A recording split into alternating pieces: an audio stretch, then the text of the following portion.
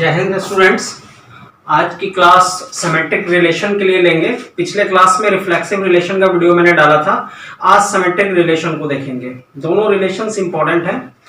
Symmetric relation की definition सबसे पहले देखते हैं। डेफिनेशन ये कहता है कि किसी भी सेट के लिए, जो भी नॉन एम्प्टी सेट है, अगर ए बी रिलेशन में है तो बीए भी रिलेशन में होना चाहिए। स्टूडेंट, इसको सिमेट्रिक पेयर कहते हैं।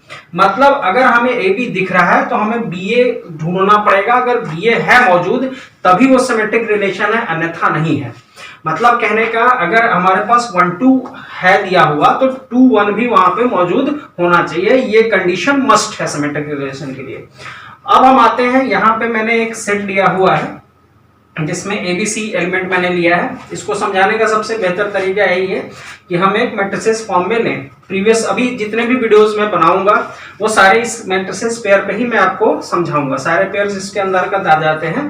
तो यहाँ पे हमने कार्टेशियन प्रोडक्ट किया है जिसमें एक मैट्रिसेस में लिया है। तो हमें कार्टेशियन प्रोडक्ट जहाँ की हम देख रहे हैं कि 3 है, तो 3 गुणा 3 3 9 पेयर्स होने चाहिए। 9 पेयर्स में आ जाएंगे। देखिए गिनिए आप, 1 2 3 4 5 6 7 8 9 पेयर्स आपको इसमें मिल जाएंगे। ठीक है, इसी के बेस पे मैंने यहाँ पे 5 क्वेश्चन को तैयार किया है जिससे तुम लोगों को सिमेट्रिकल रिलेशन समझने में बहुत ही आसानी हो जाएगी।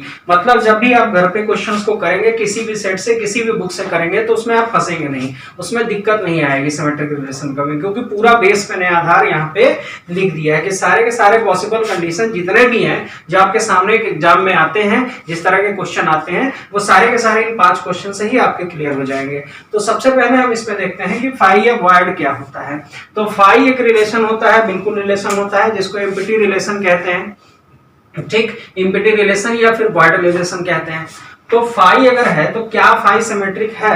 अच्छा, इसके लिए समझने के लिए सबसे पहले हम आते हैं डिफिनेशन पे। डिफिनेशन में चीज होती है, डिफिनेशन से ही सारी चीजें क्लियर होती हैं। तो डिफिनेशन हमें ये कहता है कि अगर कंडीशनल, देखिए आप समझिए कंडीशन को, कि अगर ए बी मौजूद है तभी हमें बीए को ढूंढना है। अगर ए बी मौजूद है ही नहीं तो बीए ढूंढने की कोई आवश्यकता नहीं है, किसी भी तरह की भागदौड़ करने की कोई भी आवश्यकता नहीं है।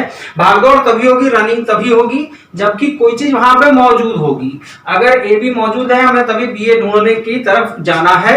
ए बी मौजूद है तभी बीए ढूंढेंगे, नहीं मौजूद है तो किसी भी तरह के ढूंढने की कोई आवश्यकता नहीं है। इट मींस फाई अपने आप में एक सिमेट्रिकल रिलेशन हो जाएगा, क्योंकि ये कंडीशन ही यहाँ पे नहीं बन रही है। जब किसी तरह की कोई कंडीशन ही नहीं बन रही है तो ठीक है, इसे हम एक सिमेट्रिक रिलेशन में रखते हैं। तो जब भी आपका प्रश्न पूछा जाता है अगर एग्जाम में कि फाई कौन सा रिलेशन है, सिमेट्रिक है या नहीं है, तो बिल्कुल फाई एक सिमेट्रिक रिलेशन है।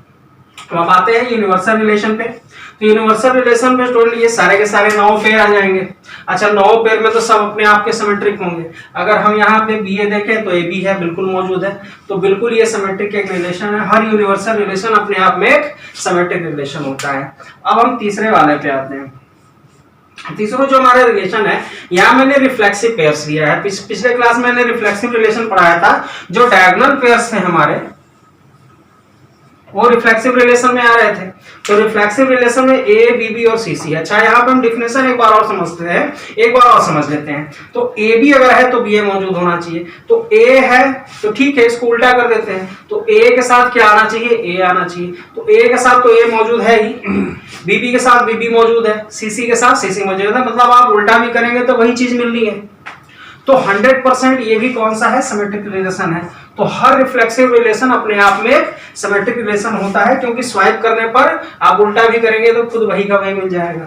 अब आते हैं हम अपने चौथे प्रश्न पे। चौथे प्रश्न पे ए बी है तो हमने तुरंत ढूंढा, तुरंत हमें बीए मिल गया। दो ही पेयर्स हैं स्टूडेंट। यहाँ पे ए बी है तो बीए मौजूद है, बिल्कुल मौजूद है, बहुत अच्छी बात है। तो ये भी क्या हो जाएगा? एक सिमेट्रिक रिलेशन हो जाएगा। पांचवें क्वेश्चन पे हम आते हैं। तो ए बी हमने देखा, हम बीए में ढूंढ रहा हूं, बिल्कुल दौड़ रहा हूं, ढूंढ रहा हूं, बट बीए मुझे मिल नहीं रहा है। तो जब बीए नहीं मिलेगा तो क्या हम इसको सिमेट्रिक कहेंगे? बिल्कुल नहीं कहेंगे। डिफिनेशन में साफ है कि सिंगल पेयर के लिए भी अगर उसका सिमेट्रिक पेयर मिसिंग है तो वो सिमेट्रिक नहीं होगा। भले यहाँ पे हम देख रहे हैं कि एसी के साथ सीए मौजूद है, बिल्कुल मौजूद है एसी के साथ सीए, लेकिन ए बी ढूंढूंगा ना मैं, ए बी ढूंढने जा रहा हूं तो बीए मिलना चाहिए। ये कह रहा है कि अगर ए बी है तो बीए आपके पास होना चाहिए। तो ए बी है, बीए मैं ढूंढ रहा हूं, बीए मुझे नहीं मिल रहा है। तो जब नहीं मिल रहा है तो ये क्या है? ये फिर सिमेट्रिक रिलेशन हो ही नहीं सकता है। अब आपको क्लियर हो गया होगा कि सिंगल पेयर के लिए अगर कोई चीज मिसिंग है तो सिमेट्रिक नहीं होगी। अगर आपको कुछ ऐसी चीज मिल रही है कि अगर आपके पास 1 2 है तो 12 भी वहां पे मौजूद है तो ठीक है, ये एक सिमेट्रिक रिलेशन हो जाएगा। अगर कोई भी चीज पेयर अगर मिसिंग चल रही है तो सिमेट्रिक रिलेशन कभी भी नहीं हो सकता है। तो नेक्स्ट वीडियो में मैं बनाऊंगा ट्रांजिटिव रिलेशन के लिए, उसके बाद इक्विवेलेंस आपका क्लियर कराऊंगा, देन एंटी सिमेट्रिक रिलेशन को क्लियर कराऊंगा। तब तक के लिए जय हिंद।